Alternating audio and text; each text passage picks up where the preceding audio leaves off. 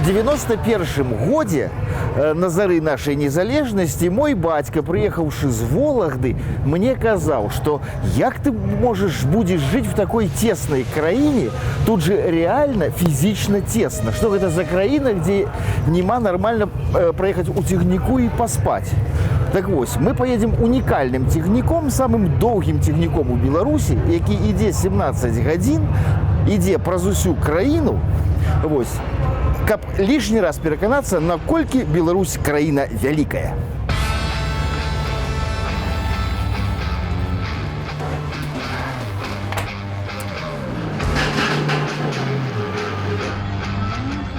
Нядаўна я ехаў дзённым цягніком з Берасця ў Менск. Дык вось, у купэйным вагоне, здаецца, я быў адзін. Толькі праз 100 кіламетраў ад Берасця пачалі з'яўляцца новыя пасажыры. Гэта я да таго, што беларуская чыгунка на некаторых участках адчувае моцную канкурэнцыю з боку асабістага транспарта.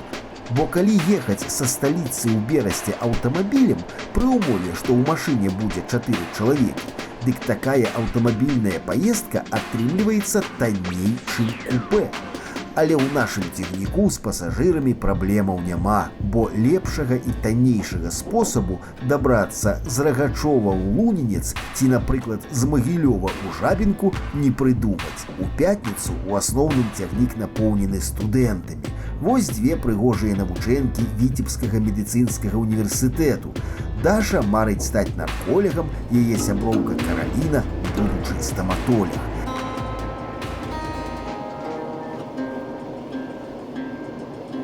Зараз існуе такі інстытут, які быў раней у студэнтаў, картошка, поездка на картошку. Естественно.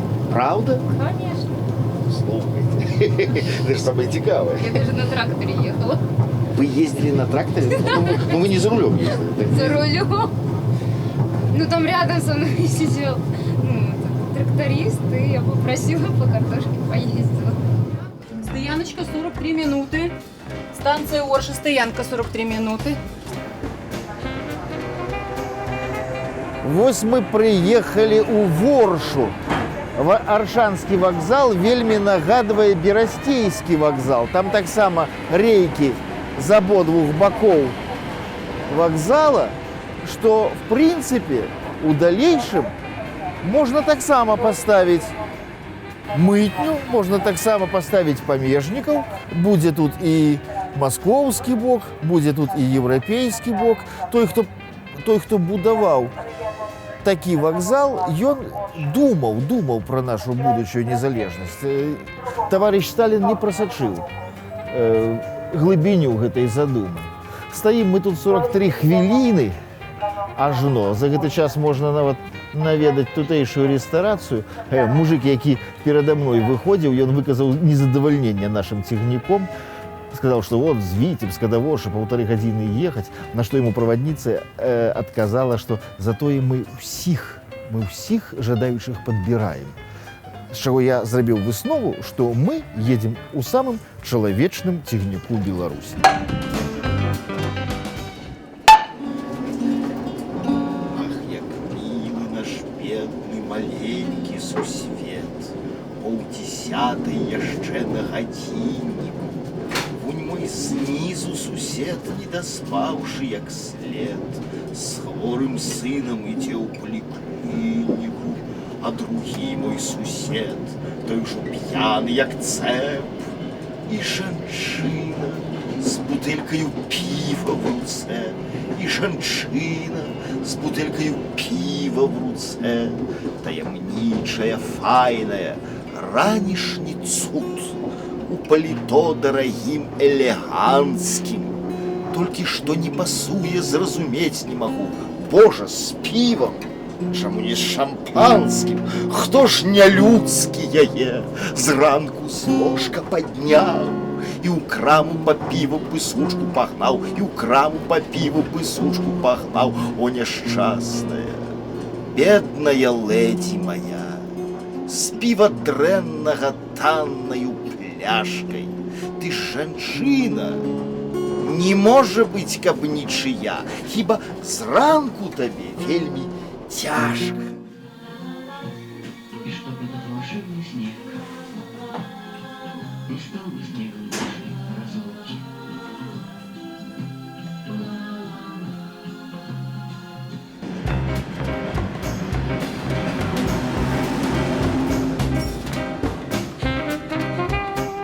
Мы зрабілі зараз сімвалічны прыпынак у горадзе Копысе.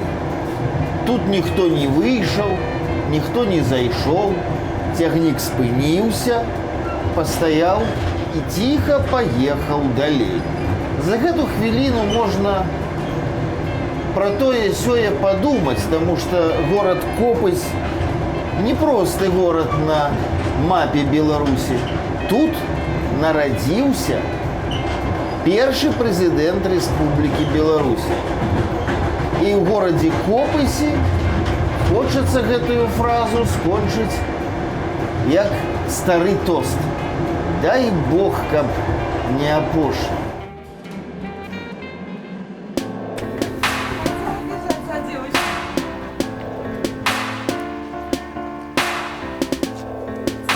Гэта ж Клоу.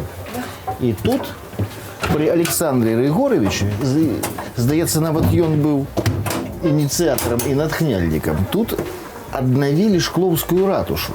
І дзякуючы гэтай дамінанце Шклоў стаў выглядаць абсалютна так банальна не хочется сказаць па-еўрапейску, Шклоў стаў выглядаць як Шклоў.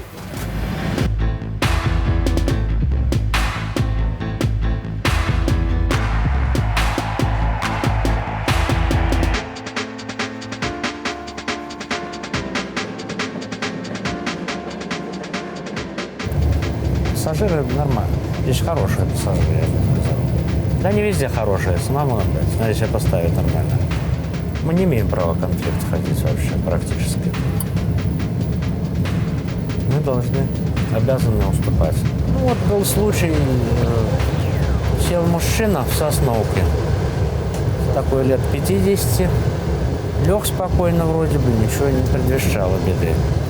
Ходят они, все трясутся и говорят, мужчина, который сел в Сосновке, выставил ножик и что-то пассажирки. Говорит, мы испугались, говорит. Да, я его взяла, шмотанула и откинула в его купе. И вызвали начальника поезда сразу, и начальник поезда скрутил ему руки вместе с поездным электромехаником. И вызвали по станции Могилев сотрудника милиции, и они уже сделали свои дела. Ну, конечно, хорошо, что хорошо кончается, что вот они вовремя обнаружили, заметили. А если бы не заметили, вы понимаете, что могло случиться. У вагонах самага доўгага беларускага цягніка пануе ціша. Ніхто не п'е гарэлкі, ніхто не спявае песень пад гітару, і колішні жанр вагоннай размовы пакрысе памірае пад ціскам інфармацыйнай эпохі. Бо і ў купе, і ў пляцкарце, і ў агульным сёння пануе ноутбук і планшет. Да, сейчас как вот это появилось очень много ноутбуков, планшетов, телефонов, поэтому сейчас они как бы и спокойнее стали себя вести. Пьянок нету, раньше как-то было, ну, всякое бывало. А сейчас, смотрю, и студенты культурные стали все. Что говорить, уже культура, порядок у нас еще многим странам надо у нас поучиться.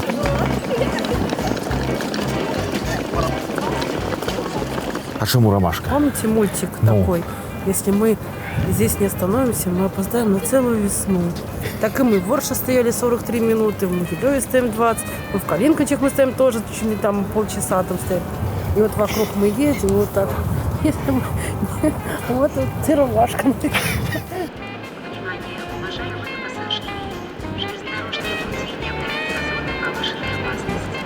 Соблюдайте правила поведения на отрезках железнодорожного транспорта. Переходите железнодорожные пути только в установленных местах по пешеходным настилам и пешеходным мостам.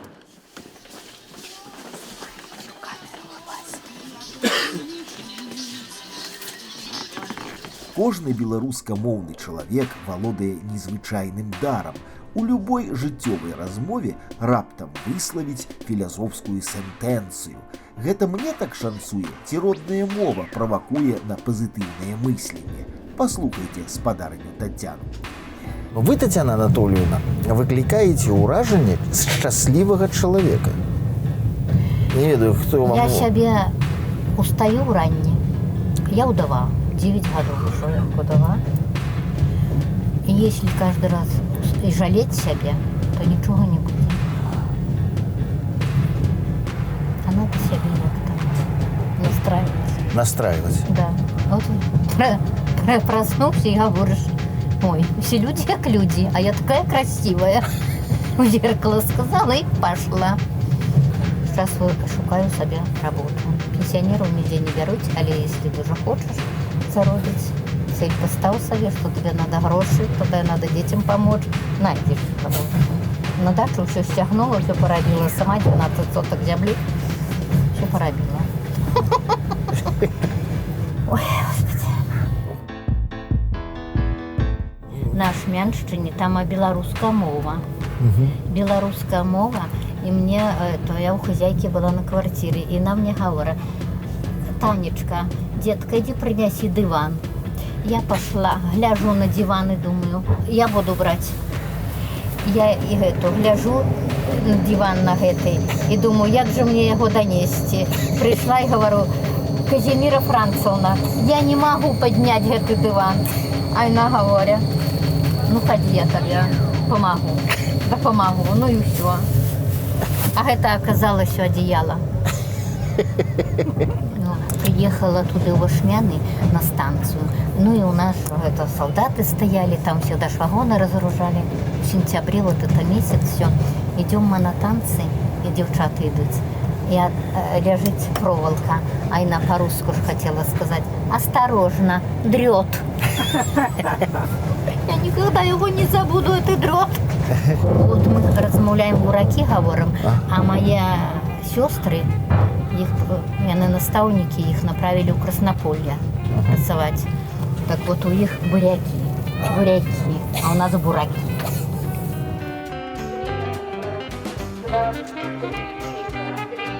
У жніўні ўсіх агаломшыла навіна, што беларуская чыгунка збіраецца адмовіцца ад купэйных і пляцкартных вагонаў. Я уявіў шлях ад Віцебска да Берасця ў сядзячай электрычцы, і мне стала не па сабе. Бо я аднойчы праехаў у нечым падобным ад Гданьска да Беластока, і пасля той пякельнай паездкі напоўніцу адчуў, якой перавагаю валодаюць беларускія пасажыры. Яны могуць нармальна спаць. Ноччу вы прымяняеце самую модную электрычку на самую звычайную пляцкарту. Фёдор Даўгілаў мяне супакоіў. Начным беларускім цягнікам будучая вагонная рэформа не пагражае. І ад такіх доўгіх цягнікоў нікуды не падзецца, бо краіна ў нас вялікая.